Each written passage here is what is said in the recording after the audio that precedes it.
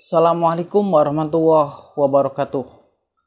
Nama saya Muhammad Irwansyah dari mahasiswa Universitas Pembangunan Nasional Jakarta, Magister Hukum angkatan 2020.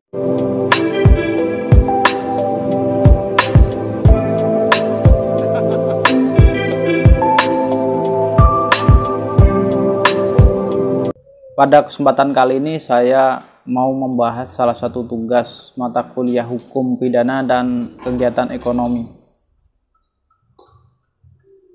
Dan tema pada kali ini berjudul terkait dengan permasalahan hukum bank gelap atau bank ilegal, di mana kita bahas permasalahannya dulu, bahwa PT yang kira-kira bernama PT HI yang dinahkodai atau direktur utamanya itu berinisial BT.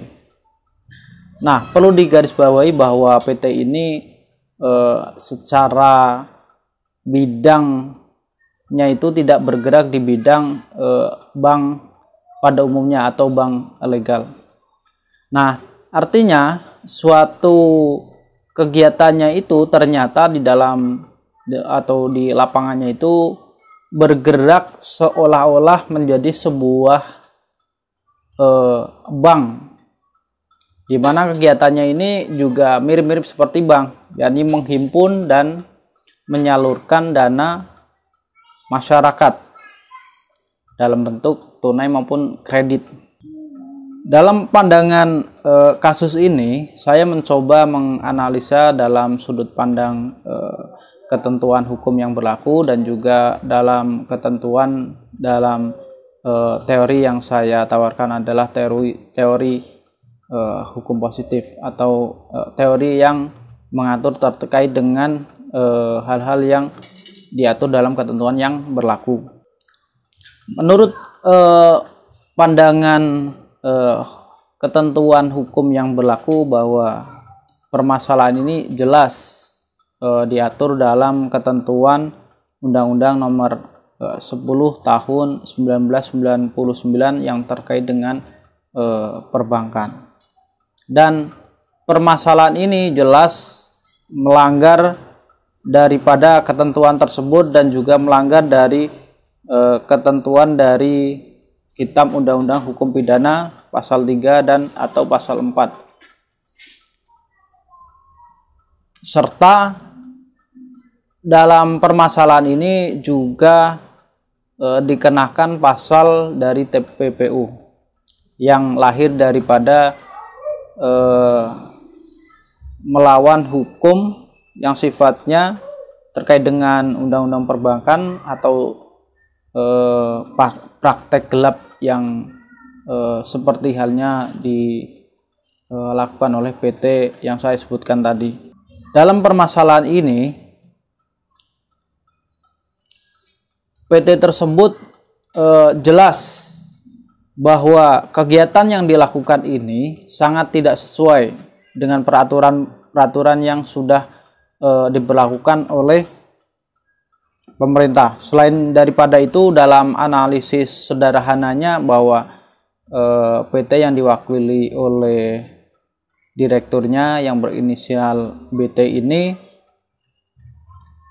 ada beberapa unsur tindak pidananya yang dilakukan. Yang pertama, kejahatan yang dilakukan secara sengaja dan juga secara terencana. Karena saya melihat dalam permasalahan atau perkara ini tidak hanya melibatkan oleh direkturnya, tetapi juga melibatkan beberapa orang yang turut serta atau yang ikut dalam praktek yang seolah-olah menjadi perbankan atau bank, atau kegiatannya sama-sama mirip dengan bank pada umumnya gitu.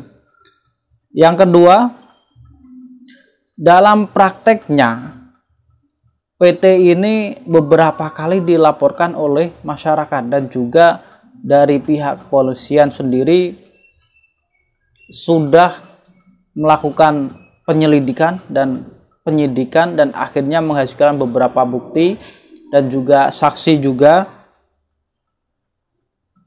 serta unsur selanjutnya PT tersebut yang parahnya itu bertindak seolah-olah menjadi perbankan atau bank. Nah, dari rangkaian permasalahan itu menimbulkan sebuah kerugian di tengah-tengah masyarakat, atau yang kena adalah masyarakat sebagai korbannya. Nah, pada permasalahan singkat ini saya berusaha mengaitkan permasalahan yang awal saya sebutkan dengan teori dan juga ketentuan hukum yang berlaku. Nah, pada kesimpulannya bahwa PT yang kira-kira namanya HI dan dinahkodai oleh BT ini kesimpulannya memenuhi unsur tindak pidana, di mana perbuatan itu dilakukan secara sengaja, bertindak seolah-olah menjadi bank pada umumnya. Ada niat, ada perbuatan yang dilakukan, dan adanya kerugian yang ditimbulkan dari perbuatannya itu. Dikuatkan lagi dengan adanya bukti, serta dalam ketentuan hukum yang berlaku sudah ada yang mengaturnya, serta dalam konsepsi teori hukum positif ini jelas-jelas melanggar ketentuan hukum yang berlaku. Kira-kira singkat dari presentasi saya, kurang lebihnya mohon maaf. Wassalamualaikum warahmatullahi wabarakatuh.